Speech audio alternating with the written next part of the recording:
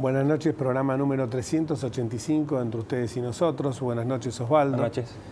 Próximos a una fecha, por cierto, que se ha incorporado al calendario local, casi tanto... De la historia de la humanidad, tal vez. De la historia de la humanidad. Vos sabés que casi lo estaba comparando con el 12D, que para los mayas implicaría el apocalíptico fin del mundo.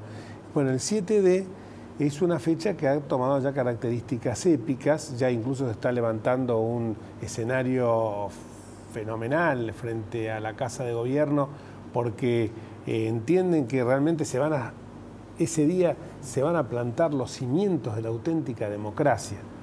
La verdad, qué ofensa a Raúl Alfonsín cuando el 10 de diciembre de 1983 asumió en condiciones realmente inciertas, porque había un partido militar muy fuerte en la Argentina que podía condicionar cualquier acción de un gobierno democrático. Sin embargo, en esa época no era fácil, por cierto, bajar cuadritos. Tuvo el coraje de juzgar a los máximos responsables de la dictadura militar. Y digo esto porque en estos días el ministro de Justicia, Julio Lac, anduvo diciendo que los jueces que todavía se mantienen en sus cargos son los jueces de la dictadura, que juraron por el estatuto del proceso de reorganización nacional. Y yo me pregunto, Eugenio Raúl Zaffaroni, ¿por quién juró? Juró 2 veces por estatutos militares. Primero, como magistrado, por el estatuto de la Revolución Argentina, era la pomposa 66, frase de Juan Carlos Onganía. Sí, Revolución Argentina. Por el estatuto de la Revolución Argentina. Y después fue nombrado por Videla y juró por el estatuto del proceso de reorganización nacional. Entonces creo que, y fue puesto en la corte por este gobierno, creo que alguien como Alac, que basculó permanentemente en todas las variantes del peronismo que se puedan presentar, fue hombre de Duhalde, fue hombre de Rucau, fue hombre de Menem, hoy es kirchnerista fanático, que incluso ha llegado a zamarrear a la propia Corte diciéndoles que se tienen que pronunciar y que si lo hacen en sentido contrario a lo que quiere el gobierno va a haber un conflicto de poderes. Ya en un país de que la división de poderes es algo que quedó en la historia de los tiempos, donde el avasallamiento de las instituciones es moneda corriente, estas palabras parecería que no suenan como deberían hacerlo, sumamente irritativas a nuestros oídos. Ya nos hemos acostumbrado a esto, Osvaldo. Eso es lo lamentable. Y cuando uno piensa en el 7D y ve las implicancias que esto puede tener, no solamente en términos de la desinversión, porque hablan de la desinversión de todos los grupos. El otro día nos enteramos que de 21 grupos hay 14 que han producido su desinversión, pero no les interesan los otros 7 grupos, sino solamente uno de ellos, que es el Grupo Clarín. Familias enteras, como en las mejores épocas del caudillismo, ese caudillismo que acaba de denunciar exacerbado, que acaba de denunciar el documento de la Confederación Episcopal Argentina, donde habla de los odios que se han despertado en esta sociedad, casi irreconciliables, como hacía mucho tiempo no se veían. Quizás no recuerdo ni siquiera de la época de Perón que hubiera una división tan tajante entre quienes piensan en comunión con el gobierno de que aquellos que pensamos distinto. Familias enteras hoy no se hablan. Bueno, en esa dirección el gobierno pretende que el fallo de la Corte, el fallo del juez inferior, del juez de primera instancia, salga como ellos pretenden que sea. El 7D realmente no puede pasar nada. No debería, dentro del derecho, pasar nada. Dentro del derecho no pasar nada, claro. Pero lo que ocurre es que vivimos en un país donde si no se cumplen los fallos de la Corte, si hoy veíamos que camiones enteros llevaban los fallos apelados por el ANSES, con la especulación, como decimos siempre acá en el programa, de que los jubilados se mueran antes de que puedan cobrar los retroactivos que le corresponden de sus saberes. Los caranchos, ¿vos te referís a los caranchos? Los caranchos famosos de los que habló la presidenta. Entonces uno piensa que puede despertarse con este sentido que se le da tan épico, con este sentido que se le da apopéyico al 7D, puede despertarse algún grupo de desaforados, de exaltados, que pretendan ejercer por mano propia la toma de los medios del Grupo Clarín. Esto realmente sería nefasto porque sería un atropello más, no contra un grupo económico, contra un grupo que tiene, de acuerdo a las normas legales vigentes y que se le había prorrogado a Néstor Kirchner por la fusión de Cablevisión y Multicanal hasta el 2015, que tiene derechos adquiridos, sino que es un atentado contra la libertad de expresión que sí esto ocurría. Pero mientras tanto, en la ciudad de Buenos Aires también, como en esta puja que se produce entre el gobierno de Scioli con el gobierno de Macri y con el tema de la basura, por un lado, con otras cuestiones que se vinculan con los distintos gremios que conforman el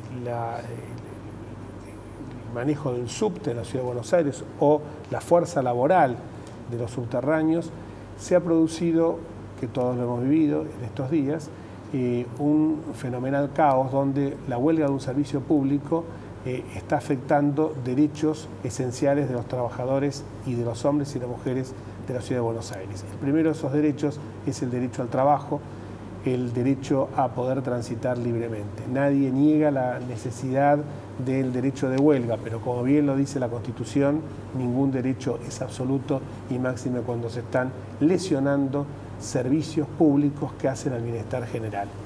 Y esto se enmarca en el traspaso que finalmente, y con toda valentía, el ingeniero Mauricio Macri ha decidido tomar el toro por las astas y aceptar este desafío, sabiendo que se va a encontrar con subtes como el de la línea A, que hace 90 años que no recibe ningún recambio en cuanto al material rodante, una desinversión fenomenal, donde la gente viaja sin nada, donde, bueno, realmente las condiciones son oprobiosas.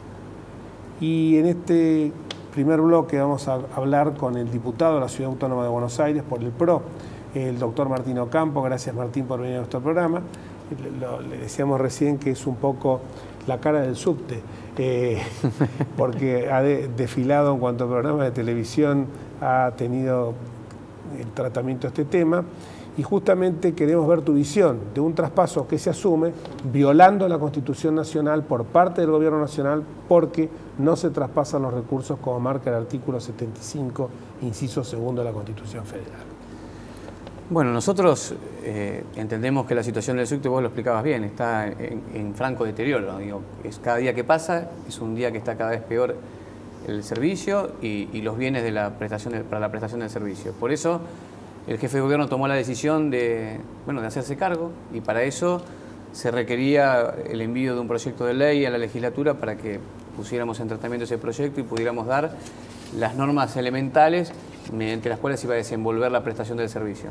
Bueno, ahora estamos en este tratamiento legislativo del proyecto de ley, no sin algunos escollos, porque ya hemos visto que tenemos oposición fuerte por los mismos sectores que nos tiraron el subte por la cabeza, es decir, el kirchnerismo. Por un lado nos dice háganse cargo, y por el otro lado, cuando vamos a la legislatura y le planteamos que nos queremos hacer cargo, nos ponen un sinnúmero de inconvenientes. ¿En qué se oponen concretamente? Y, por ejemplo, a los minutos que salió la propuesta de ley, el ministro de Economía, Lorenzino, dijo que una de las fuentes de financiamiento que tenía la ley, que era la tasa, es una contribución especial sobre los combustibles, era inconstitucional.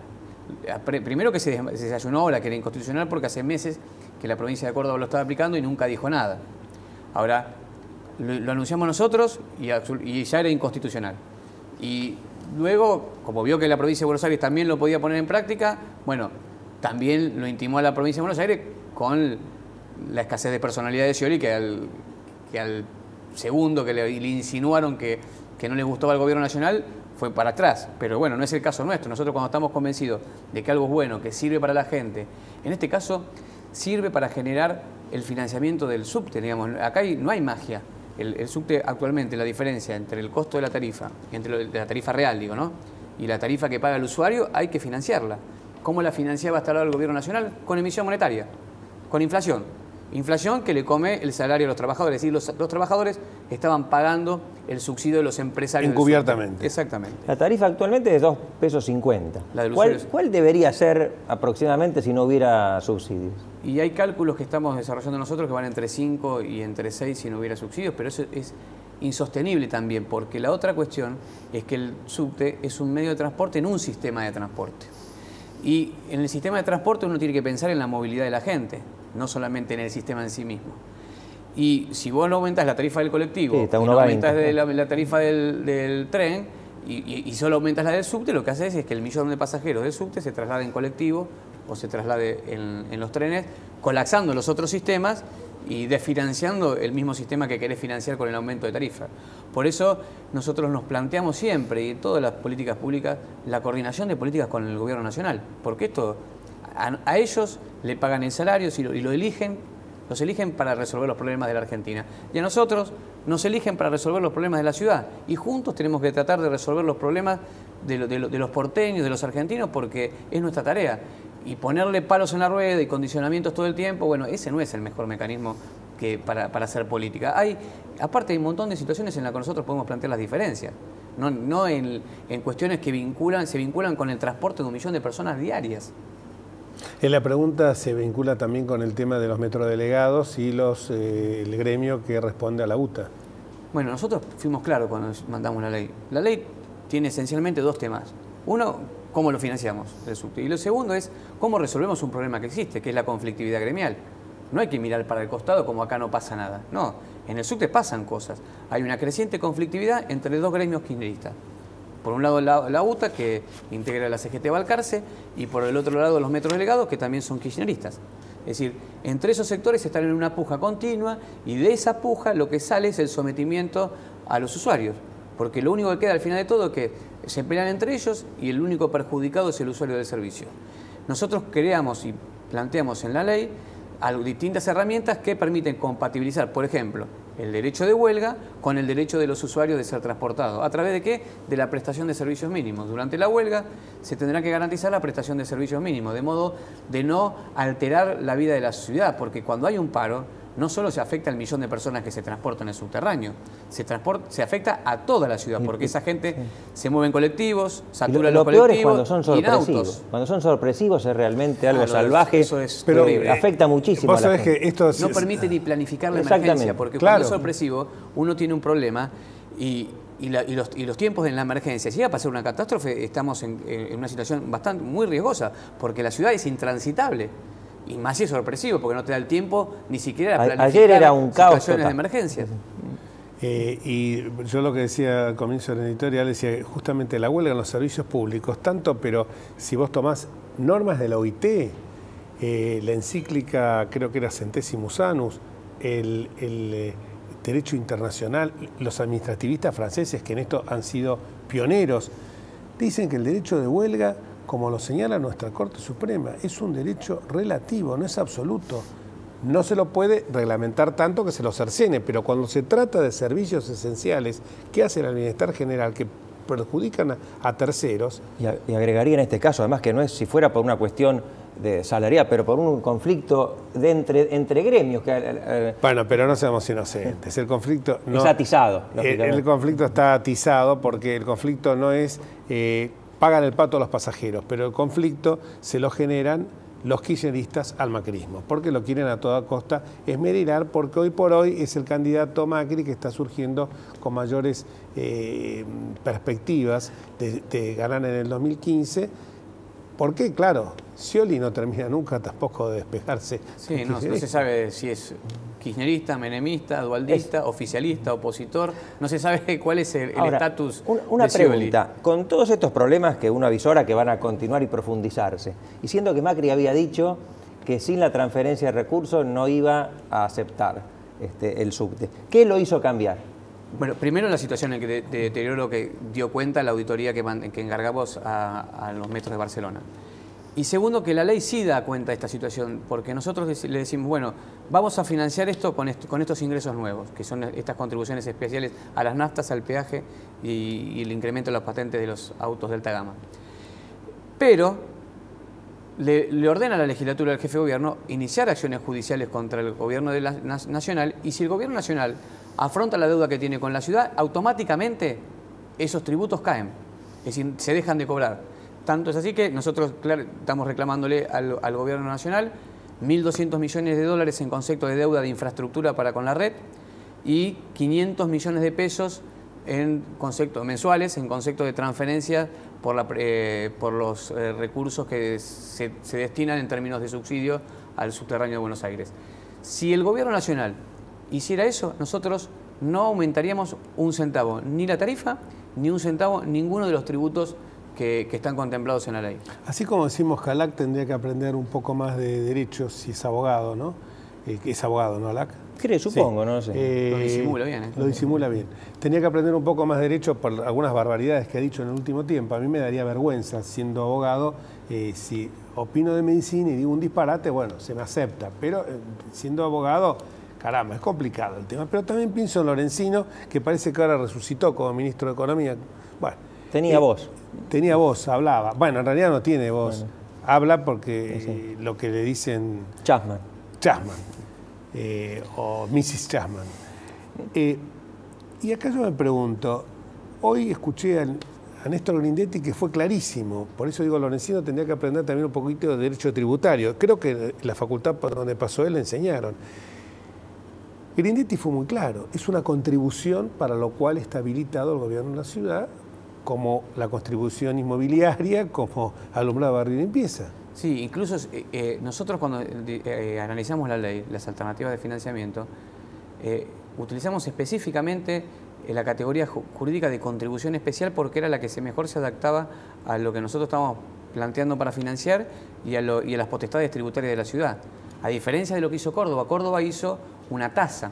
La tasa supone la contraprestación de un servicio. Claro. Que en la contribución especial no está estipulada de esa forma, digamos. Yo creo, no obstante eso, que lo de Córdoba es constitucional, porque una tasa para financiar los servicios que tienen que ver con el mantenimiento de las vías de tránsito de la ciudad de Córdoba, de la provincia de Córdoba, es razonable. Lo que no entiendo es por qué el gobierno nacional actúa ahora, después de varios meses. Yo creo que, aparte, el gobierno nacional está diciendo una política de ajuste, pero el ajuste lo tienen que hacer las provincias. Sí. Entonces, descentralice el ajuste. Exactamente. Hoy acaba de decir la presidenta que el problema de la seguridad es de las provincias, no de la nación. Bueno, sí, claro. Entonces, y anuncia 800 cámaras de televisión. La metropolitana, que tiene menos de un tercio de los hombres que tiene la Policía Federal en la Ciudad de Buenos Aires, tiene 2.000 cámaras. Y ya las tiene hace varios años. Y ella está anunciando que va a poner 800 cámaras, ¿no? Digamos, para que veamos la diferencia cuando uno tiene políticas de seguridad activa y no tantos anuncios. La presidenta nos tiene... La otra vez me preguntaban, porque sancionamos varias leyes que hace muy pocos días en la legislatura, que son algunos proyectos del Poder Ejecutivo Nacional, que son buenas para la ciudad, entendemos nosotros, porque invierten en vivienda y van a reactivar la economía de la ciudad. Y me preguntaba el periodista y yo le decía, mira, son grandes anuncios.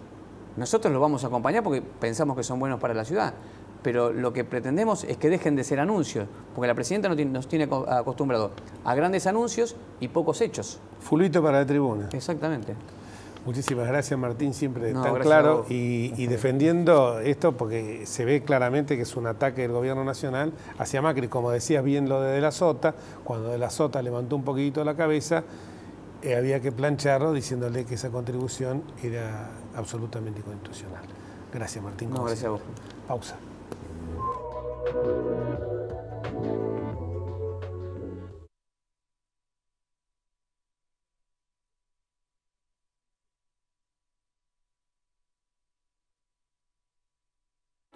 Estudia con los que saben.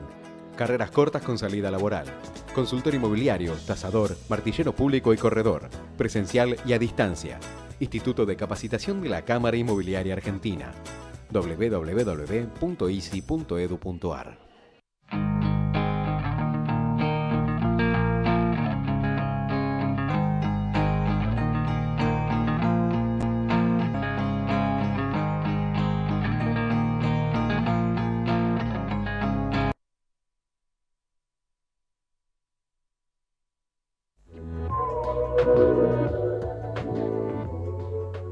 la Corte. Bueno. Seguimos con el programa y hablábamos recién de una de las falencias, de unas asignaturas pendientes que tiene este gobierno, tiene tantas, pero en el tema básicamente de la prestación de los servicios públicos, que realmente no ha habido inversión en redes viales. Hoy tenemos prácticamente las mismas redes viales que teníamos hace 40 años, las autopistas colapsan, sobre todo las de acceso del conurbano bonaerense a la ciudad de Buenos Aires permanentemente, ya no solamente en los horarios pico, sino en todo momento.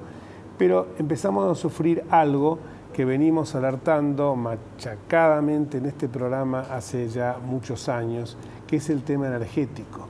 ¿Y esto por qué? Porque si en algo hubo que se pusieron de acuerdo quienes fueron secretarios de energía en los distintos periodos de la democracia hasta el presente, en algún tema donde se pusieron de acuerdo, fue justamente en el tema de la energía.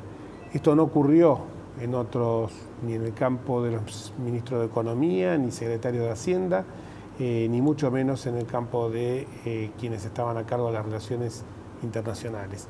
Pero en el campo energético los secretarios, más allá de los distintos colores políticos que puedan tener, o de distintas miradas, se pusieron de acuerdo en cuestiones que eran fundamentales y que hoy aquellos anuncios que alguien dijo que podían ser apocalípticos, uno los ve plasmados en la realidad.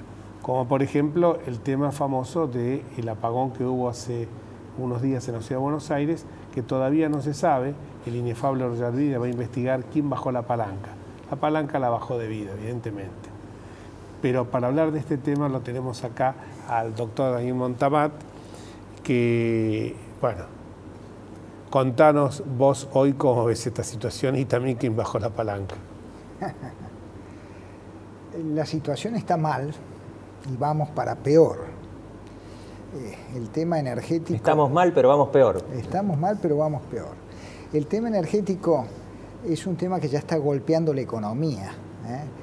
Por eso el gobierno ha tenido que asumirlo, porque hasta ahora la realidad energética se negaba también. Pero es difícil hablar de... se puede hablar de sensación de inseguridad, sensación de aumento de precios, sensación de oscuridad no cierra. Cuando se apagan las luces, de calor, o sea. Sensación de oscuridad.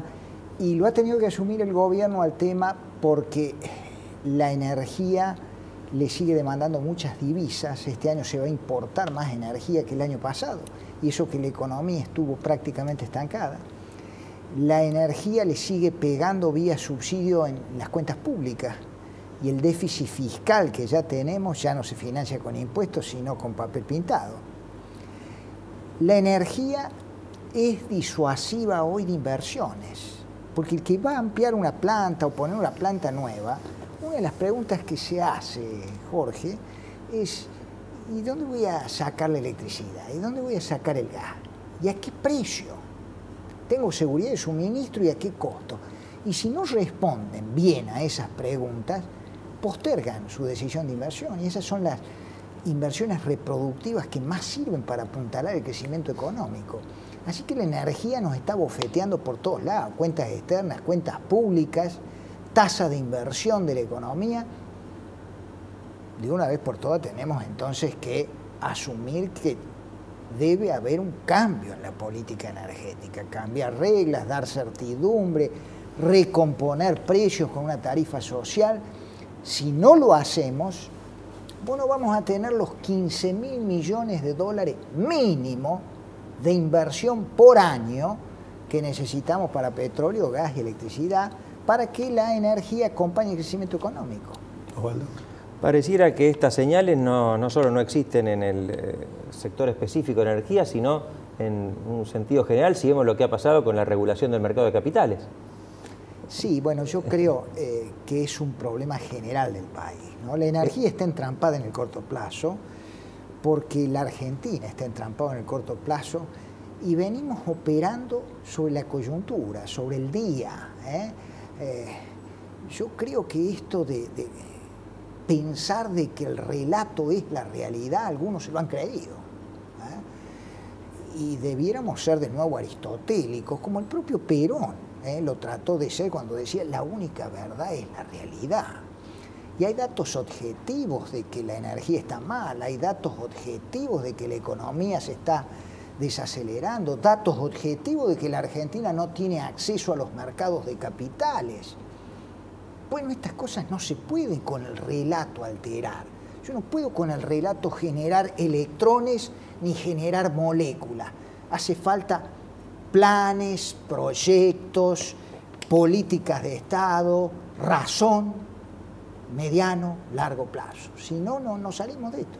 El mismo Perón había cambiado en el año 52 cuando se dio cuenta de la necesidad de atraer el capital extranjero. Es que Perón yo creo que era un populista, pero era moderno. Por eso, cuando él se daba cuenta que la realidad se había apartado de sus expectativas y sus políticas, hay que ajustar, la realidad tiene razón. En cambio, esta gente sigue insistiendo, el relato es la realidad, el relato tiene razón. Y negamos entonces la inflación, negamos la inseguridad, negamos el problema energético. Realmente cuando, yo no quiero ser acá tremendista, pero no van a cambiar. ¿Cuál es el futuro? Que no van a cambiar, o sea, uno ve la ley, decías vos, la ley que regula el mercado de capitales. Una cláusula del artículo 20 que permite por los grupos minoritarios intervenir en las empresas. Eso es claramente... Jorge, esa pregunta, ¿cuál es el futuro? También es pregunta de un moderno. Esta gente es posmoderna, opera sobre el presente. El populismo moderno era pan para hoy, hambre para mañana. Y podríamos decir, bueno, se nos está viniendo el mañana. Pero esta gente es pan para hoy, no hay mañana. Entonces, yo creo que debe haber una coalición de todos los que piensan y todos los que participan en la Argentina, en diversas fuerzas políticas, dirigentes sociales, para empezar a discutir ese futuro del cual habla. Porque tanto a sumar corto plazo se nos vino encima los problemas del futuro. Muchísimas gracias, Daniel. Y claro, todo esto se quiere ocultar y la mejor manera de poder ocultarlo es que desaparezcan aquellas voces independientes, hoy rotuladas como monopolios, cuando ha crecido un fenomenal, un descomunal, elefantiásico monopolio de medios de comunicación estatales, con los grupos estos que están circulando por ahí, Vilas Manzano, Grupo 1, X, GNF, etcétera, que van a imponer lo que decía el doctor Daniel Montamat, lo que decía Daniel, que el relato, convertir la realidad en el relato. Esto es lo que se pretende y con un solo propósito, anular toda voz disidente para ir con el proyecto de Cristina Eterna. Esperemos que esto no ocurra y esperemos también que no tengamos que lamentar hechos desagradables, hechos de violencia el próximo día 7 de diciembre, porque uno escucha las voces cada vez más caldeadas del gobierno y esto no es bueno para una democracia que pretende que se escuchen todas las voces y que se preste mucha atención al que piensa diferente. Hasta el próximo martes, si Dios quiere. Chao. Yeah.